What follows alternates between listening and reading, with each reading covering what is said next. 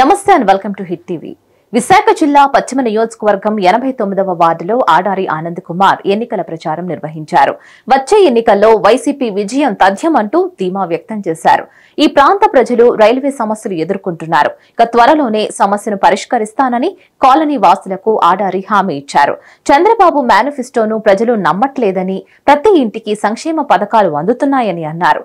జగన్ చేసిన అభివృద్ధిని చూసి తప్పకుండా వైసీపీకి ఓటేస్తామని ప్రజలు తెలియజేస్తున్నారని ఆడారి అన్నారు. 89లో ఇక్కడ డోర్ టు డోర్ ప్రచారం చేయడం జరుగుతుంది.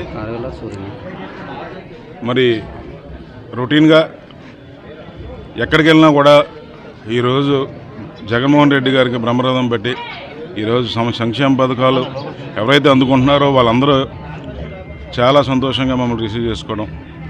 మరి ఏదైతే కొత్తగా టీడీపీ వాళ్ళు మేనిఫెస్టో రిలీజ్ చేశారో ఆ మేనిఫెస్టో రిలీజ్ చేసిన తర్వాత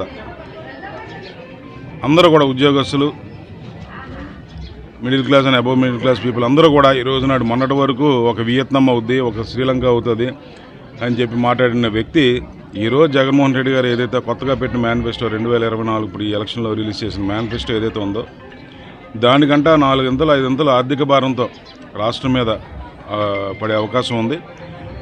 మొన్నటి వరకు ఇలా మాట్లాడిన వ్యక్తి ఈరోజు ఎలక్షన్ కోసం చేస్తున్నాడంటే కేవలం జనాలను మోసం చేయడానికే తప్ప ఇంకోటి కాదని చెప్పి ప్రజలు కూడా ఈరోజు అందరూ ఉద్యోగస్తులు కానీ లేకపోతే మిడిల్ క్లాస్ పీపుల్ అందరూ కూడా ఈరోజు గ్రహించారు.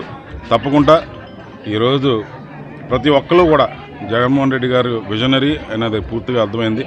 ఈరోజు జగన్మోహన్ రెడ్డి గారు ఏదైతే పెట్టుబడి పెడుతున్నాడో నాడు నేడు అని పెట్టి స్కూల్స్ మీద ఈరోజు పిల్లలందరూ కూడా రేపు ఒక 10 సంవత్సరాల్లో ఈరోజు నెంబర్ 1 కిందన ఎడ్యుకేషన్ వ్యవస్థను ఈరోజు నెంబర్ 1 కిందన ఈరోజు జగన్మోహన్ రెడ్డి గారు ఈ 5 సంవత్సరాల్లో కూడా చేయడం జరిగింది. ఒక 10 సంవత్సరాల కేరళ కంటా మించిపోయి నెంబర్ 1 కిందన మన ఆంధ్రప్రదేశ్ కూడా రాబోతుంది. తప్పకుండా జగన్మోహన్ రెడ్డి గారు ఏదైతే చేస్తున్నారో అదంతా ప్రజలందరూ నమ్మారు.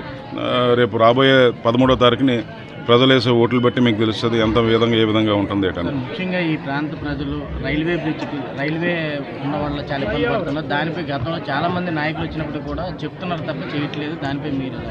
నేను మొన్న కూడా చెప్పానండి. మొన్న ముఖ్యమంత్రి గారు వచ్చినప్పుడు కూడా మేము ఒక రిప్రజెంటేషన్ ఇవ్వడం జరిగింది. ముఖ్యమంత్రి గారు ఆల్రెడీ మినిస్టర్ ఆఫ్ రైల్వేస్తో ఆ రిప్రజెంటేషన్ పంపించడం జరిగింది. సుమారుగా 1815 కోట్లు పెట్టి ఇక్కడ అభివృద్ధి కార్యక్రమాలు చేయబోతున్నాం. అందులో ఇది కూడా ఉంది. ఏదైతే కంచరపాలెం నుంచి గోపాలపట్నం వరకు ఏదైతే ఇబ్బందులు ఉన్న రైల్వే ఇష్యూస్ ఉన్నాయో అవన్నీ కూడా రిప్రజెంటేషన్లో పెట్టడం జరిగింది. మరి నెక్స్ట్ 5 ఇయర్స్లోనే అదే మా ప్రజలను ఇచ్చే హామీ. రైల్వే ఇష్యూస్ మ్యాక్సిమం నేను లేకుండా చేద్దామనే ఉద్దేశంతో చేసిన అందులో కూడా ఏదైతే బ్రిడ్జ్ ఏదైతే ఉందో ఆ బ్రిడ్జ్ను కూడా అండర్ పాత్రను కూడా పెట్టడం జరిగింది. దానికోసం కూడా ఒక సొల్యూషన్ డెఫినెట్గా వస్తుంది. ముఖ్యమంత్రి గారు అన్ని విషయాలు కూడా ఈరోజు ప్రతి నియోజకవర్గంలో ఏంటి పరిస్థితి అని కూడా ఆయనకు అవగాహన ఉంది కాబట్టి తప్పకుండా అది కూడా చేస్తాం.